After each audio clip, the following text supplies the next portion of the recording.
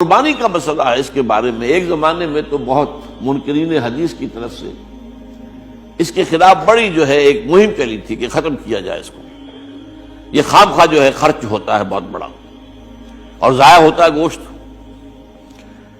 اتنے بڑے پیمانے پر گوشت ہوتا ہے کھایا نہیں جاتا۔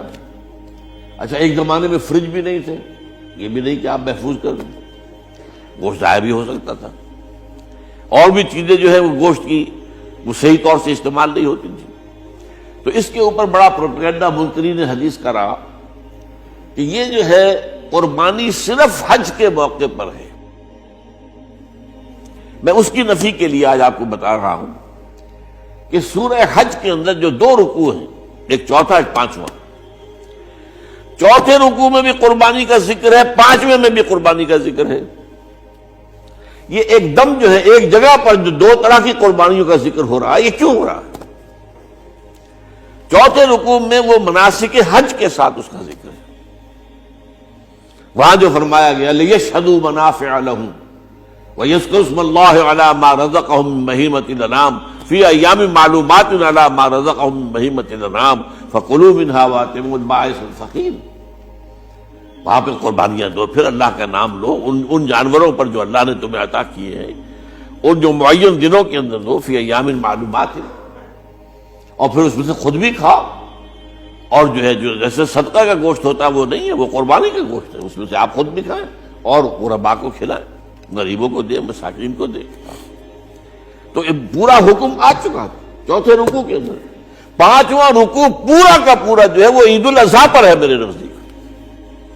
یہی حکمت صوم کے بارے میں ہے کہ وہاں جب ایک حکم تکرار کر کے آیا کہ پہلے فرما دیا گیا فَمَنْ كَانَ مِنْكُمْ مَرِيضًا أَوْ عَلَىٰ سَفَرٍ فَعِدَّةٌ مِّنْ أَيَّامٍ أُخَرَ، اگر بیمار ہو کوئی اور یہ یا کہ سفر پر ہو تو وہ تعداد دوسرے دنوں میں پوری کرے۔ پھر کیا وجہ دوبارہ آ رہا ہے؟ شہر رمضان الذی انزل فیہ القرآن ھدی للناس وبینات من الھدی والفرقان فمن شہد منکم الشہر فلیصمہ ومن کان مریضا او علی سفر فعدۃ من ایام اخر۔ کیوں؟ یہ تو ادبی اعتبار سے یہ کلام کا عیب شمار ہوتا، تکرار بلا کسی سبب کے، نہیں سبب کے بغیر نہیں ہے۔ وہاں کیا تھا؟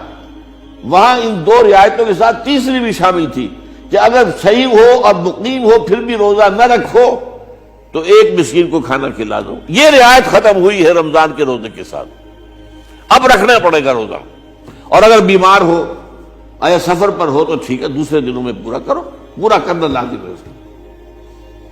تو یہ چیز جو ہے یہ در حقیقت کسی وجہ سے ہوتی ہے۔ بالکل یہی بات ہے سورہ حج کے چوتھے رکوع کے اندر، وہ جو قربانی ہے حج کے ساتھ اس کا ذکر آ چکا۔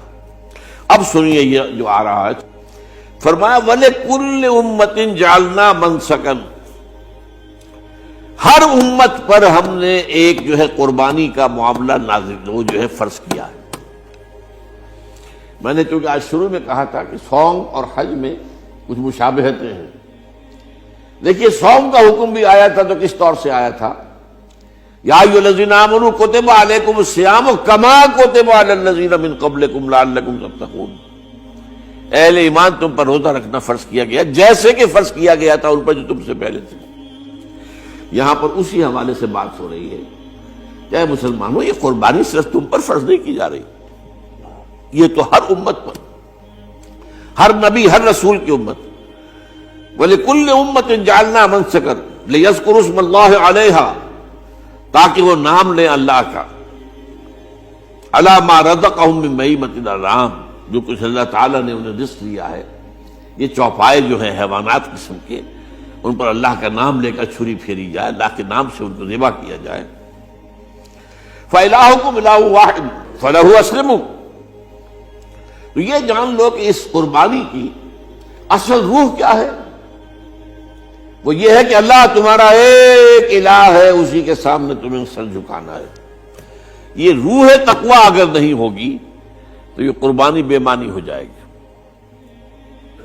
نماز و روزہ و قربانی و حج یہ سب باقی ہیں، تو باقی نہیں ہے۔ جب اللہ تعالیٰ کے ساتھ تعلق نہیں ہے تو یہ ساری چیزیں ریچولز بن جائیں گی۔ اب یہ بھی ہوتا ہے 20-25 ہزار کے بکرے جو ہیں وہ لوگ لیتے ہیں، پھر ان کو گھماتے ہیں پھراتے ہیں، ان کے اوپر ریشمی چادریں چڑھاتے ہیں، ان کو جو ہے وہ مہندی لگا کر. بہرحال وہ چیزیں جو ہے یہ اظہار اس طرح کا یہ تو پسندیدہ نہیں ہے. تو یہ تو لوگوں کو دکھانے کی بات ہے اور اپنے پیسے کی جو ہے اپنی دولت کے اظہار کا ایک ذریعہ ہے. لیکن یہ کہ بہرحال قربانی انسان کرے اور یہ کہ اس کے اندر روح جو ہے تقویٰ کی وہ موجود ہوگی. فَإِلَٰهُكُمْ إِلَٰهٌ وَاحِدٌ فَلَهُ أَسْلِمُوا وَبَشِّرِ الْمُخْبِتِينَ. اور اے نبی ان لوگوں کو بشارت دے دیجئے کہ جو اللہ کے سامنے جھکے رہتے ہیں، خشوع اور خضوع کی شکل اختیار کرتے ہیں. الَّذِينَ إِذَا ذُكِرَ اللَّهُ وَجِلَتْ قُلُوبُهُمْ، وہ لوگ کہ جب اللہ کا نام لیا جائے تو ان کے دل لرز اٹھتے ہیں. وَالصَّابِرِينَ عَلَىٰ مَا أَصَابَهُمْ، اور صبر کرنے والے جبکہ اس چیزوں پر کہ جو اللہ کی طرف سے ان پر آ گئی، وہ مصیبتیں، کوئی تکالیف. والمقیم الصلاۃ، اور نماز کو قائم کرنے والے. ومما رزقناہم ينفقون، اور جو کچھ ہم نے انہیں دیا ہے اس میں سے خرچ کرنے والے. یہ ایک نظام ہے پورا کا پورا جو اس آیت میں بیان کر دیا گیا. اس کا ایک جز جو ہے وہ یہ بھی ہے وَلِكُلِّ أُمَّةٍ جَعَلْنَا مَنسَكًا. یہ قربانی کا معاملہ جو ہے یہ بھی ہم نے ہر امت کے اوپر فرض کیا. ہر امت جو ہے اس کے اوپر لازم کیا گیا، اور اے مسلمانوں آج تم پر بھی لازم کیا جا رہا ہے. وَالْبُدْنَ جَعَلْنَاهَا لَكُم مِّن شَعَائِرِ اللَّهِ، اور یہ جو قربانی کے اونٹ ہیں، یہ خاص طور پر چونکہ عرب میں تو اونٹ کی قربانی ہوتی تھی، دوسرے جانور تو وہاں کم ہوتے ہیں، اور بہرحال ان کی قیمتی متاع بھی اونٹ ہے. وَالْبُدْنَ جَعَلْنَاهَا لَكُم مِّن شَعَائِرِ اللَّهِ، یہ اللہ تعالیٰ کے شعائر میں سے. یہ اونٹ جو ہے یہ قربانی کا اونٹ ہے، یہ مکے لے جایا جا رہا ہے، یا یہ بکرے اور یہ مینڈے جو ہیں یہ قربانی کے ہیں، یہ وہاں جا رہے ہیں. تو یہ بھی گویا کہ ایک طرح سے اللہ کی نشانیاں بن جاتی ہیں. ان کے حوالے سے اللہ تعالیٰ کا ایک تصور اور اللہ تعالیٰ کے ساتھ ایک ذہنی رشتہ قائم ہوتا ہے. لیکن فیہا خیر، تمہارے لیے اس میں خیر ہے، بھلائی ہے. چنانچہ جب وہ جاتے تھے حج کے لیے تو جو بھی ان کے ساتھ دودھ دینے والا جانور ہے، قربانی کی نیت ہے لیکن دودھ جو ہے اس کا استعمال کر سکتے ہیں درمیان میں، اور بھی کوئی اگر ان کی کوئی چیزوں سے فائدہ اٹھانا ہو. لکم فیہا خیر. فاذکروا اسم اللہ علیہا، تو اب ان کا اللہ کا نام لو اس کے اوپر. صواف، صفے باندھ کر وہ اونٹ کھڑے ہوتے ہیں اور ان کو نحر کیا جاتا ہے. آپ کو معلوم ہے ذبح نہیں ہوتا اونٹ، اتنا بڑا جانور ہے، گردن کتنی موٹی ہے، اس کا ذبح کرنا بڑا مشکل ہے. نہر کہتے ہیں اس کو. کھڑا ہے اونٹ اور ایک برچھا، چھوٹا سا برچھا ہے جو اس کے یہاں گردن کے یہ جہاں آ کر دونوں ہنسلیاں ملتی ہیں وہاں پر مارا جاتا ہے. اور یہاں سے جو بہت بڑی وین ہے وہ در حقیقت ایورٹا، وہ جو ہے ختم ہوتا ہے، تو وہاں سے خون کا پھر فوارہ آتا ہے. اور اس کے بعد پھر وہ اونٹ کھڑا کھڑا وہ رفتہ رفتہ اس کا جب خون نکل جاتا ہے تو وہ کمزور ہو کر نیچے گر جاتا ہے. یہ نہر ہے.